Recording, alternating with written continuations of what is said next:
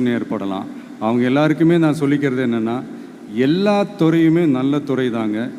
நீங்கள் எதை தேர்ந்தெடுக்கிறீங்களோ அதில் உங்களுடைய முழு ஈடுபாட்டோட உங்களுடைய 100% உழைப்பை போட்டிங்கன்னா அது யாராக இருந்தாலுமே வெற்றி நிச்சயம்தான்.